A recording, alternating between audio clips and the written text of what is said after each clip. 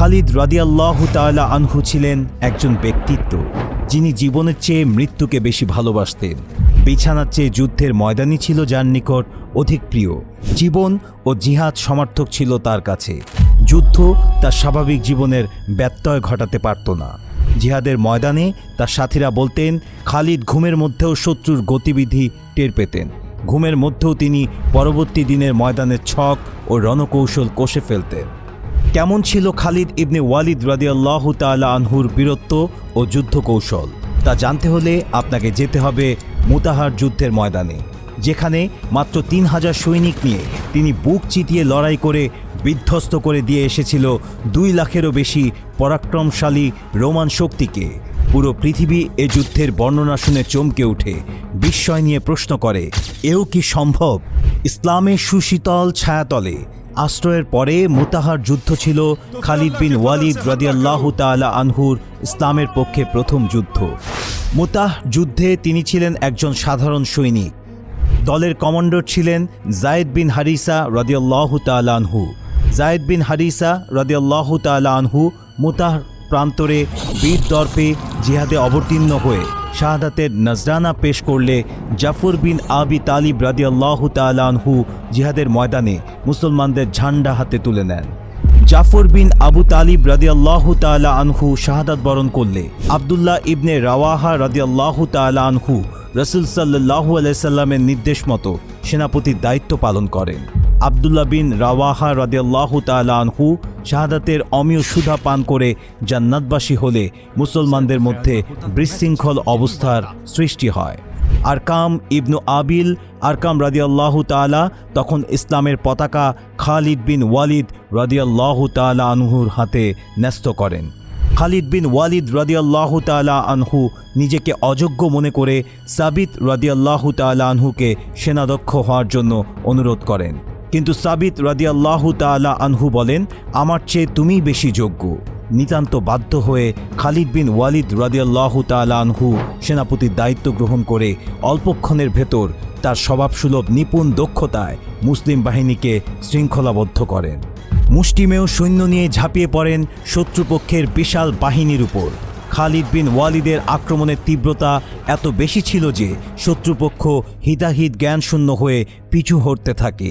এই যুদ্ধে খালিদ বিন ওয়ালিদ রাদিয়াল্লাহু তাআলা আনহুর হাতে একে একে ৯টি তলোয়ার ভেঙে চুরমার হয়ে যায় শত্রুর মোকাবেলায়। এই যুদ্ধে অসম সাহস, অমিত তেজ, বীরত্ব আর অসাধারণ রণকৌশলের প্রয়োগ দেখে আল্লাহর রাসূল সাল্লাল্লাহু আলাইহি ওয়াসাল্লাম তাকে সাইফুল্লাহ বা আল্লাহর তরবারি উপাধি দেন। আরবরা ভাবত রোমান বা পার্সিকরা অজয় বাহিনী, তাদের মোকাবেলা করা যেন আত্মহত্যারই নামান্তর। কিন্তু মুসলিম বাহিনী যেদিন খালিদ রাদিয়াল্লাহু তাআলা আনহুর নেতৃত্বে দেখিয়ে দিয়েছিলেন ইমানের শক্তি যার মধ্যে প্রখরভাবে আছে, পৃথিবীর কোনো শক্তি তার সামনে টিকে থাকতে পারবে না। খালিদ বিন ওয়ালিদ রাদিয়াল্লাহু তাআলা আনহুর বীরত্ব শুধু মুতাহর ময়দানে সীমাবদ্ধ ছিল না, তার বীরত্বের প্রতিফলন দেখা গেছে ইয়ারমুকের ময়দানে। তার তরবারির ঝনঝনানিতে কেঁপে উঠেছিল হুনায়নের ময়দান। আক্রাবায় তার তরবারির নিচে শিরচ্ছেদ হয়েছিল ভণ্ড নবী মুসাইলামা এবং তার সাঙ্গপাঙ্গদের। ইয়ারমুকের ময়দানে তিনি নামিয়ে এনেছিলেন কিয়ামতের বিভীষিকা। পারস্য, সিরিয়া, ফিলিস্তিন, মিশর, ইরাক বিজয়ের প্রতিটা অভিযানে ছিল তার সামরিক দক্ষতার নিদর্শন। খালিদ রাদিয়াল্লাহু তাআলা আনহুর জন্ম হয়েছিল যুদ্ধ ও বিজয়ের জন্য, যেন আল্লাহ পাক তাকে সব রকমের সামরিক গুণাবলী দিয়ে সৃষ্টি করেছেন। তার সমরাস্ত্রের জ্ঞান, যুদ্ধনীতি, যুদ্ধ পরিচালনা কৌশল, যুদ্ধের ময়দান ও তার আশপাশ এলাকা সম্পর্কে পূর্ব ধারণা লাভ, শত্রুদের পর্যবেক্ষণের ক্ষমতা, গুপ্তচর বা স্কাউটদের বিচক্ষণতার মাধ্যমে প্রতিষ্ঠিত করা সহ যুদ্ধ জয়ের অভূতপূর্ব সকল কৌশল ও প্রয়োজনীয় যোগ্যতাসমূহ তাকে করেছিল দুনিয়ার সর্বোচ্চ জেনারেলের আসনে অধিষ্ঠিত। অন্যান্য মুসলিম জেনারেলগণ যেখানে আলাপ আলোচনার মাধ্যমে সকলের মতামত সংগ্রহ করে যুদ্ধের পরিকল্পনা করতেন, সেখানে খালিদ বিন ওয়ালিদ এক যুদ্ধ শেষ করার সাথে সাথেই টর্নেডোর গতিতে পরবর্তী যুদ্ধের পরিকল্পনা করে ফেলতেন। তার প্রতিটি পরিকল্পনাই ছিল নিখুঁত, দক্ষ এবং মজবুত। যুদ্ধ সম্পর্কে তার এই বিচক্ষণতার সমকক্ষ অন্য আর কোনো জেনারেলের মধ্যে ছিল না। আবু ওবায়দা, ইকরামা বিন আবু জাহেল, মুয়াবিয়া বিন আবু সুফিয়ান, জুবাইর রাদিয়াল্লাহু তাআলা আনহু, বদর, উহুদের সাহাবীগণ সহ তখনকার সময়ের অনেক বিখ্যাত সাহাবীদের খালিদ বিন ওয়ালিদ রাদিয়াল্লাহু তাআলা আনহুর নেতৃত্বে আল্লাহ সুবহানাহু তাআলার যুদ্ধের ময়দানে শরীক করেছিলেন, যাদের অন্তরের দৃঢ়তা ছিল মানব ইতিহাসের সবচেয়ে উঁচুতে। এই রকম খাঁটি বিশুদ্ধ অন্তর্ধারীদের আল্লাহ পাক খালিদ বিন ওয়ালিদের পেছনে যুদ্ধের ময়দানে সমবেত করেছেন, আর এই জন্যেই তিনি পৃথিবীর যুদ্ধ জয়ের ইতিহাসে সর্বশ্রেষ্ঠ সাফল্য লাভে ধন্য হয়েছেন এবং শ্রেষ্ঠতম মর্যাদাবান জেনারেলে উপনীত হতে সক্ষম হয়েছেন। খালিদ বিন ওয়ালিদ রাদিয়াল্লাহু তাআলা আনহু এর নেতৃত্বে সংঘটিত প্রতিটি যুদ্ধে মুসলমান সৈন্যের তুলনায় শত্রুর সংখ্যা সবসময় 3, 4, 6 গুণ বেশি ছিল। তারপরও সকল যুদ্ধে মুসলমানগণ জয়লাভ করেন, আর এর মূল কারণ ছিল খালিদ বিন ওয়ালিদ এবং সকল মুসলিমদের ভরসা ছিল একমাত্র আল্লাহ পাকের উপর। তাদের একমাত্র লক্ষ্য ছিল আল্লাহ পাকের সন্তুষ্টি অর্জন, না জগতের মাল সম্পদ অর্জন, আর না কোনো গৌরব কিংবা নেতৃত্ব লাভ। এসবের কোনো মোহ তাদের স্পর্শ করতে পারেনি বলেই তারা জীবন বাজি রেখে ঝাঁপিয়ে পড়েছেন শত্রুর মোকাবেলায়। হয় শাহাদাতের অমেয় সুধা পান, নয়তো বিজয়ের মালা গলে ধারণ। এই যাদের স্বপ্ন, এই যাদের চেতনা, তাদের থামিয়ে রাখে সাধ্যকার, তাদের দমাতে পারে কোন সে শক্তি? আনুমানিক 592 খ্রিস্টাব্দ বনি মাখজুমের গোত্রপ্রধান আল ওয়ালিদের ঘর আলো করে জন্ম নেন ইতিহাসের এই শ্রেষ্ঠ সমন্বয়ক। মক্কার কুরাইশদের অভিজাত 3 গোত্রের একটি ছিল বনি মাখজুম, যাদের দায়িত্ব ছিল যে কোনো যুদ্ধের অভিযানে সামনে থেকে নেতৃত্ব দেয়া ও শত্রুর আক্রমণ প্রতিরোধ সহ কুরাইশদের নিরাপত্তা নিশ্চিত করা। ফলে এই গোত্রের প্রত্যেকেই বেড়ে উঠত এক একজন দক্ষ যোদ্ধা হয়ে। কুরাইশদের অভিজাত গোত্র পরম্পরা অনুযায়ী শিশু খালিদ বিন ওয়ালিদকে পাঠিয়ে দেওয়া হয় মরুভূমির এক বেদুইন পরিবারের কাছে দুধমাতার তত্ত্বাবধানে। মরুভূমির বৈরী পরিবেশে পৃথিবীর আলো বাতাসের সাথে পরিচিত হন খালিদ। 5-6 বছর বয়সে ফিরে আসেন নিজ পরিবারে। এরপর শুরু হয় কুস্তি, অশ্বচালনা, উট চালনা, অস্ত্র চালনা আর যুদ্ধের প্রশিক্ষণ। ধর্নাঢ্য পরিবারের সন্তান হওয়ায় খালিদকে কখনোই রুটিরুজির ব্যাপারে ভাবতে হয়নি। ফলে সমরবিদ্যায় হয়ে ওঠে তার ধ্যান জ্ঞান। চালিয়ে যান কঠোর প্রশিক্ষণ। এরূপ অধ্যবসায়ের ফল পেতে খুব বেশি সময় লাগেনি। বয়স বাড়ার সাথে সাথে মক্কাবাসীর মুখে মুখে ছড়িয়ে পড়ে তার বীরত্ব আর শৌর্য বীর্যের কথা। খালিদ বিন ওয়ালিদের জন্মেরও বহুকাল আগে থেকে কুরাইশ বংশ ছিল মক্কা ও পার্শ্ববর্তী অঞ্চলগুলোতে একচ্ছত্র ক্ষমতার অধিকারী। অন্যান্য গোত্রগুলো সহসাই তাদের বিরোধিতা করত না। তবে হযরত মুহাম্মদ সাল্লাল্লাহু আলাইহি সাল্লামের নবুয়ত প্রাপ্তির পর হঠাৎ করেই বিপর্যয় নামে বহু পুরনো কুরাইশ আধিপত্যে। মুহাম্মদ সাল্লাল্লাহু আলাইহি সাল্লাম প্রকাশ্যে ইসলাম ধর্মের ব্যাপারে জানালে হাতে গোনা কয়েকজন বাদে সকলেই ঘোর বিরোধিতা করে। এক সময় এই বিরোধিতা চরম পর্যায়ে পৌঁছালে মদিনায় হিজরতে বাধ্য হন মুহাম্মদ সাল্লাল্লাহু আলাইহি সাল্লাম এবং সেখান থেকেই প্রকাশ্যে ইসলামের দাওয়াত দিতে শুরু করেন। কিছুদিন পরেই দেখা গেল মদিনা সহ পার্শ্ববর্তী অঞ্চলসমূহের বেশিরভাগ মানুষই ইসলাম ধর্ম গ্রহণ করেছেন। দিনকে দিন মুসলিমদের সংখ্যা বাড়তে থাকে। এমনকি মক্কা থেকেও লোকজন দলে দলে মদিনায় গিয়ে ইসলাম গ্রহণ করতে শুরু করেন।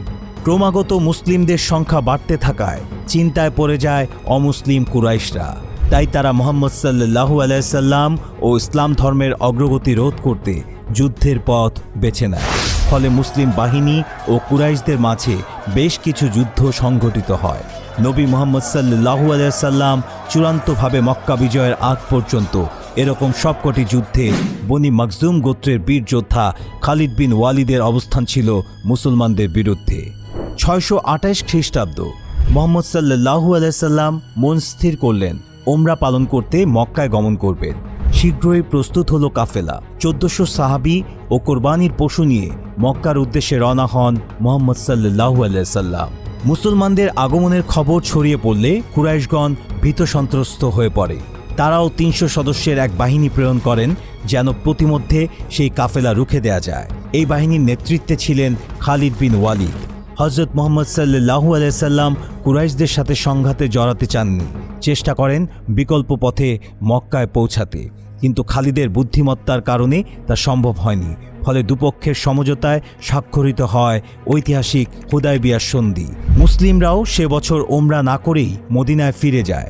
তবে চুক্তি অনুযায়ী পরের বছরই জিলকদ মাসে মক্কায় এসে হজ পালন করতে পেরেছিলেন তারা। এসবের পর খালিদের মনে হঠাৎ করে নতুন ভাবনার উদয় হয়। আসলে তিনি ছোটকাল থেকেই আরব পৌত্তলিকদের ধর্মে খুব একটা বিশ্বাসী ছিলেন না। হযরত মুহাম্মদ সাল্লাল্লাহু আলাইহি সাল্লাম ও তার প্রচারিত ধর্মকে দীর্ঘদিন ধরে পর্যবেক্ষণ করছিলেন।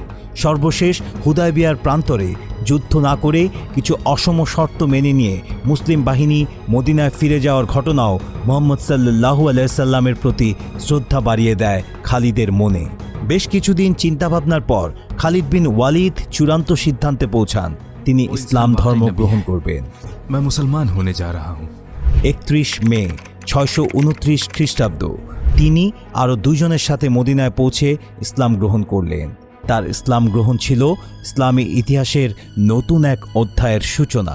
ইসলাম গ্রহণ করার পর খালিদ বিন ওয়ালিদ রাদিয়াল্লাহু তাআলা আনহু ছোট বড় প্রায় 100-র বেশি যুদ্ধে অংশগ্রহণ করেন। মহান রাব্বুল আলামিনের দয়ায় কোনো যুদ্ধেই তিনি পরাজিত হননি। একটা সময় লোকেরা ভাবতে শুরু করলো তারা খালিদের কারণেই যুদ্ধে জয়লাভ করছে। খালিদ বিন ওয়ালিদ নেতৃত্ব না দিলে যুদ্ধে জয়লাভ করা সম্ভব হবে না। লোকদের এমন কুফরি চিন্তাভাবনা বদলানোর জন্য হযরত ওমর ফারুক রাদিয়াল্লাহু তাআলা আনহু খলিফা থাকাকালীন খালিদ বিন ওয়ালিদকে মুসলিম বাহিনীর সেনাপ্রধানের দায়িত্ব থেকে সরিয়ে হযরত আবু উবায়দা রাদিয়াল্লাহু তাআলা আনহুকে সেনাপ্রধান হিসেবে নিয়োগ দিয়েছিলেন। মানুষ বিশ্বাস করত খালিদ বিন ওয়ালিদ কোনো সাধারণ মানুষ নন, তিনি অতি মানব। মানুষের এই বিশ্বাস জন্মেছিল একটি ঘটনার মধ্য দিয়ে। পারস্য আক্রমণের সময় খালিদ বিন ওয়ালিদ সিরিয়ার একটি কেল্লা অবরুদ্ধ করে রেখেছেন। এটি ছিল খ্রিস্টানদের একটি কেল্লা। দীর্ঘ অবরোধের পর কেল্লাবাসী দিশেহারা হয়ে পড়লেন এবং তারা সন্ধির প্রস্তাব দিলেন। এজন্য তারা নিজেদের দলপতিকে খালিদ রাদিয়াল্লাহু তাআলা আনহুর কাছে পাঠালেন। দলপতি যখন খালিদ রাদিয়াল্লাহু তাআলা আনহুর কাছে এলেন তখন তিনি লক্ষ্য করলেন দলপতির হাতে ছোট্ট একটি শিশি। জিজ্ঞেস করলেন, এই শিশির মধ্যে কি, কেন এনেছেন এটি? সে জানালেন, এটা বিশেষ শিশি, এজন্য নিয়ে এসেছি। যদি সন্ধি আলোচনায় সফল হই তাহলে আর কোনো কথাই নেই, কিন্তু যদি ব্যর্থ হই তাহলে আমার এই ব্যর্থ মুখ নিজের জাতিকে দেখাবো না, বরং বিষ পান করে আত্মহত্যা করব। দ্বীনি দাওয়াতই ছিল সাহাবায়ে কেরামের আসল কাজ। হযরত খালিদ ইবনে ওয়ালিদ রাদিয়াল্লাহু তাআলা আনহু তাই মুহূর্তের মধ্যে ভেবে নিলেন দ্বীনের দাওয়াত পেশ করার এই তো মোক্ষম সময়। এই ভেবে তিনি দলপতিকে বললেন, একজন মানুষ এই বিষ পান করার সঙ্গে সঙ্গে মারা যাবে, এটাই তো তোমার বিশ্বাস? দলপতি বললেন, অবশ্যই। খালিদ বিন ওয়ালিদ রাদিয়াল্লাহু তাআলা আনহু দলপতিকে বললেন, আচ্ছা, যে বিষের উপর তোমার এত অগাধ বিশ্বাস তা আমাকে একটু দাও তো। দলপতি শিশিটি খালিদ রাদিয়াল্লাহু তাআলার হাতে দিলেন। তিনি শিশিটি নিয়ে বললেন, দেখো, আসলে জগতের কোনো কিছুতেই কোনো ক্ষমতা নেই। আল্লাহ যখন কোনো কিছুর মধ্যে কোনো ক্ষমতা দান করেন তখনই সে ক্রিয়াশীল হতে পারে, এর পূর্বে নয়। আমি আল্লাহ তাআলার নামে দোয়া পড়ে তোমার এই বিশেষ শিশি পুরোটাই পান করছি, দেখো তাতে আমার মৃত্যু হয় কিনা। এই বলে তিনি পড়লেন,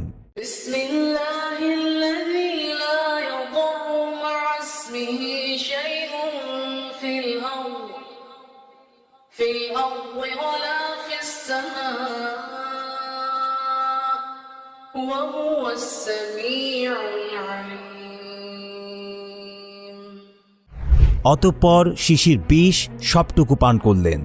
আল্লাহ তাআলা তার কুদরতের কারিশমা দেখিয়ে দিলেন। দলপতি বিস্ময় ঝরা দৃষ্টিতে দেখল খালিদ রাদিয়াল্লাহু তাআলার কিছুই হলো না। তাই সে সঙ্গে সঙ্গে সে এবং তার দলের সকলেই মুসলমান হয়ে গেলেন। এমনই ছিল আমাদের পূর্বপুরুষদের ঈমানি শক্তি, যে শক্তির উৎস ছিল এক ও একক মহান রাব্বুল আলামিনের প্রতি আত্মসমর্পণ এবং তার রাসূল সাল্লাল্লাহু আলাইহি সাল্লামের প্রতি পূর্ণ বিশ্বাস। অথচ আফসোসের বিষয় যে আমরা সেই মহান পূর্বপুরুষদের ইতিহাস আজ ভুলে গেছি তাদের অবদানের কথা। আমরা জুলিয়াস সিজারের কথা জানি, আলেকজান্ডার দ্য গ্রেটের ইতিহাস জানি, নেপোলিয়নের গুণকীর্তন করি, কিন্তু জানি না আল্লাহর তরবারি হযরত খালিদ বিন ওয়ালিদের ইতিহাস, যিনি যুদ্ধের ময়দানে নামতেন শাহাদাতের তামান্না নিয়ে, কিন্তু শত্রুর তরবারি তাকে ঘায়েল করতে পারেনি। অবশেষে 52 বছর বয়সে তিনি মহান রব্বুল আলামিনের ডাকে সাড়া দিয়ে পরপারে পাড়ি জমান। মৃত্যুর আগে তিনি তার স্ত্রীকে ডেকে জিজ্ঞেস করেন, বলো তো আমার শরীরে কতগুলো ক্ষত আছে? তার স্ত্রী উত্তর দেয়, হে মহান বীর, আপনার সমস্ত দেহেই তো আঘাতের চিহ্ন। তখন খালিদ বলেন, আল্লাহর কসম, প্রতিটা যুদ্ধে আমি এই তামান্না নিয়ে নামতাম যেন আজকে আমি শহীদ হই। অথচ আফসোস, আমাকে বিছানায় শুয়ে থেকে মৃত্যুবরণ করতে হচ্ছে। তার কথা শুনে তার স্ত্রী তাকে এ বলে সান্ত্বনা দেন, হে আল্লাহর রসুলের প্রিয় বন্ধু, আল্লাহর রসুল আপনাকে আল্লাহর তরবারি উপাধি দিয়েছে। পৃথিবীর কার এমন ক্ষমতা আছে যে আল্লাহর তরবারিকে পরাজিত করে? স্ত্রীর কথা শুনে খালিদ রাদিয়াল্লাহু তাআলা আনহু প্রশান্তির নিঃশ্বাস ফেলেন এবং কিছুক্ষণ পরই ইন্তেকাল করেন। সময়ের পাতায় তখন ছিল 22 আগস্ট 642 সাল। সিরিয়ার হিমস শহরে তাকে দাফন করা হয়। তার কবরকে কেন্দ্র করে খালিদ বিন আল ওয়ালিদ মসজিদ নামে একটি মসজিদ রয়েছে।